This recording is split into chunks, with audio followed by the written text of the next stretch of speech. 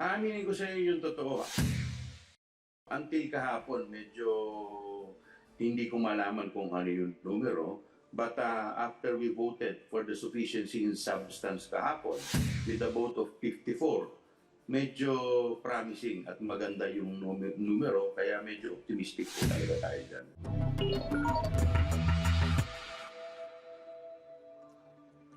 Pilipinas, gising na! Idineklarang sufficient in substance kahapon ng House Committee on Justice ang dalawang impeachment complaint laban kay Vice President Sara Duterte. Ano naman kaya masasabi ng mga kapuso natin dyan? Dapat hindi tanggalin si Duterte kasi siya yung nakakatulong sa atin. Ito na yung impeachment. Hindi siya magandang ng influensya.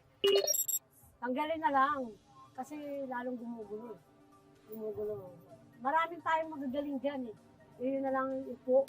Pag natuloy po yun, kakalat yung yung mga corruption sa gobyerno natin. Ang tanong ng bayan, what's next? Yan pong pag-uusapan natin. Lilinawin at hihimayin. On record sa unang hearing. At kayong umaga, mga kapanayan po natin, miyembro ng House Committee on Justice at Manila 3rd District Representative Joel Chua. Kong Joel, good morning. Welcome sa On Record. Hi Ivan, magandang umaga at sa lahat po ng yung taga-subaybay. Kong Joel, we are on record now. Unang tanong po, kahapon nga the House Justice Committee voted na ang 3rd at 4th impeachment complaint kay VP Sara ay sufficient in substance. You voted in favor of both complaints, sufficient in form and substance. Saan po ninyo ibinase ang inyong desisyon? Ano ba ang mga ikangay smoking gun sa reklamo?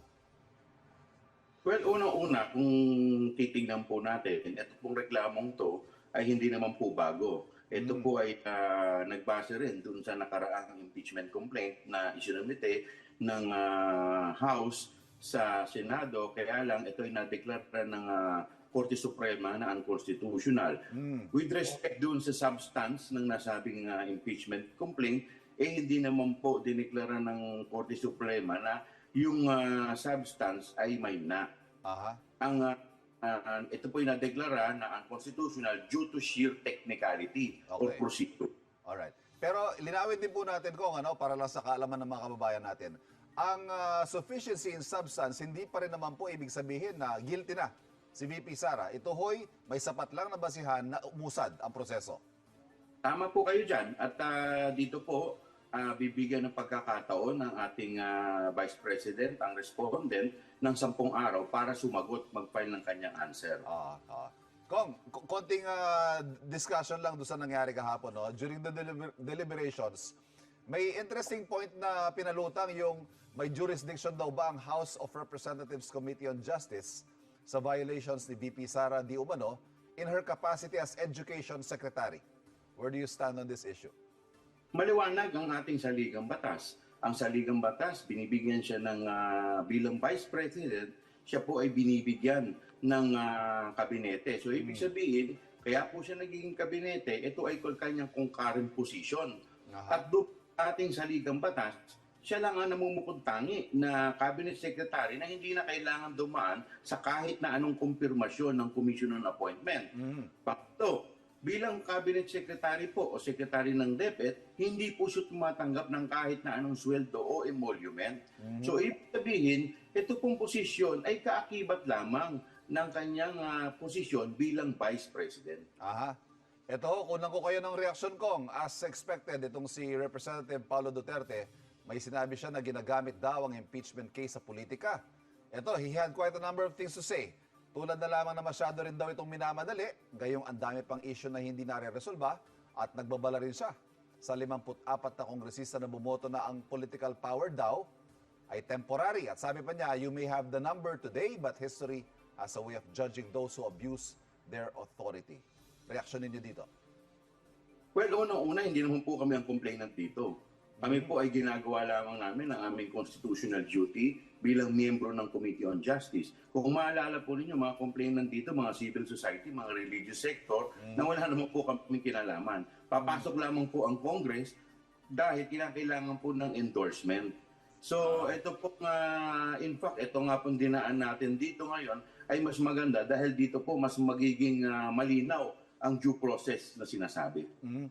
Pero ito hong the last part of the statement, yung sinasabi niya, kayong mga 54 na bumoto rito, tandaan ninyo, pansamantala lamang ang numerong yan, ang inyong political power.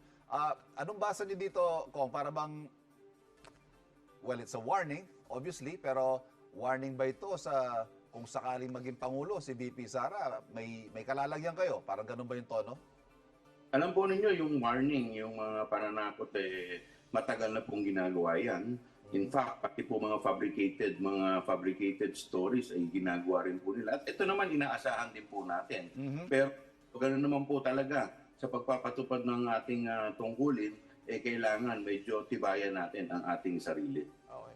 Kong, ito, sufficient informant substance sa yung impeachment complaints laban sa Vice. What can we expect in the next few days? Magkakaroon pa ng submission and then rejoinder. Ano ba mga susunod na mangyayari? Ang susunod po mangyayari ay bibigyan po ng pagkakataon na mag-file ng kanyang answer ang respondent o ang Vice President within a period of 10 days. Tapos yan, bibigyan ng 3 araw naman ang complainant para makasumite ng kanilang reply. Tapos po, meron na naman another 3 days para po ang respondent makasubmit ng kanyang rejoinder. Pagkatapos po niyan, i-determine na, i-collate lahat yan at i-set na po yung hearing for trial. Dito lamang sa committee level pa lamang po. Pagkatapos po niyan, pagkatapos po, isusumiti na po ito sa plenaryo, gagawa na po ng resolution at kalakip nito ang articles of impeachment. At pagbobotohan po ito, kinakailangan po ng 1/3 vote para po ito pumasa sa plenaryo at ma-endorse sa Senado. Otherwise, pag hindi po nakakuha ng 1/3 vote, dismiss po ang impeachment complaint. Ano ho yung nakikita yung timeline dito, Kong? Siguro sa submission ng mga papeles, baka matapos ito hanggang katapusan pa ng March. So siguro baka yung trial, yung hearing sa committee level ay magsimula baka second week pa ng April. Okay. So it take siguro mga until May, abutin po siguro ng Mayo. Kasi meron naman po kaming 60 session days para ito ay isumiti sa plenaryo from the time that na-refer po sa Committee on Justice. Nakikita nyo ba, Kong, na mauubos itong 60 session days para mai-transmit itong committee report at mapagbotohan sa plenaryo? Tingin ko hindi na dahil kasi sabi ko nga po kanina, marami po dito repetition na lamang po. Yung iba nga po dyan ay kung makikita po ninyo ay na-hear na natin doon sa Committee on Good Government. So siguro yung mga additional allegations kagaya yung statement o salaysay ni Madriaga. So yan, susuriin po natin. Okay. So yan, siguro mangilan-ngilan na lamang po yan. Do you expect the Vice President to face the committee, Kong? Gayong she has previously taken a defiant stance. Medyo ito hong mga nakaraang pagdadalo niya sa Kongreso, lalo na nung dinidinig ang budget ng VP, medyo defiant po ang Vice Presidente. Well, lahat naman po, minsan hindi naman po natin inaasahan yung mga galaw ng ating Vice Presidente. Pero kung ano man po ang kanyang magiging desisyon, re-respetuhin naman po yan ang committee. Kong, ito nga ang nangyari ngayon, kumpara dun sa nakaraan, ito dumaan ito sa Justice Committee talaga. Nagkaroon ng determination of sufficiency in form and substance. May inaasahan pa ba kayong mga legal challenges dito? Baka umakyat na naman sa Supreme Court? Well, sa akin po, nakikita ko po kasi dyan tuloy-tuloy na Unless grave abuse of discretion na sasabihin nila, saka lamang ito bibigyan ng merito sa Korte Suprema. But other than that, tuloy-tuloy na dahil kung babasahin po natin ang ating saligang batas at masi sa aming rules, ang initiation stage po talaga ay dito po sa Kongreso. Kami po, exclusive power to initiate. Kung balikan ko yung 1/3 vote, ngayong ho nagdeklara na si VP Sara ng kanyang mga intensyon sa 2028, ano ho kaya ang magiging usad dito sa Kongreso, sa tingin ninyo?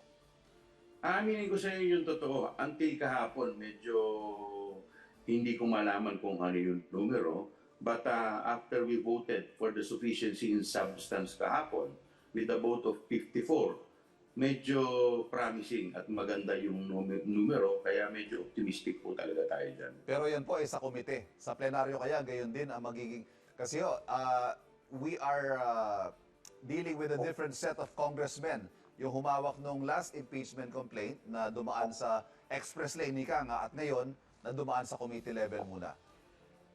Kung titingnan po ninyo, ang kulang na lang is 56. Mhm.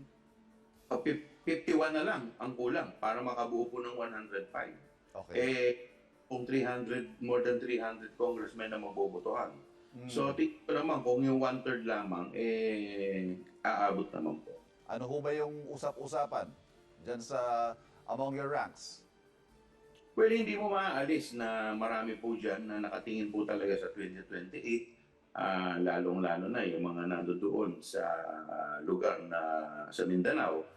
But kahapon, kung makikita po ninyo doon sa committee level, marami rin po doon. In fact, yung katabi ko po, si Congressman Rufus, kung makikita po yung 3 araw, kaming dalawa halos yung nagbabalitaktakan doon, nagpokontrahan. But surprisingly, maski hanggang kahapon sa butuhan, nagulat din ako nung bumoto rin siya para sa sufficiency in substance. Ayan. Abangan natin ang mga susunod na mangyayari kaugnay sa impeachment complaint. Congressman, maraming salamat po. Thank you for joining us. Maraming salamat. Mabuhay po kayo. Nakausap po natin, Congressman Joel Chua. Ang mga isyong pinag-uusapan, lilinawin at hihimayin natin on record sa unang hirit.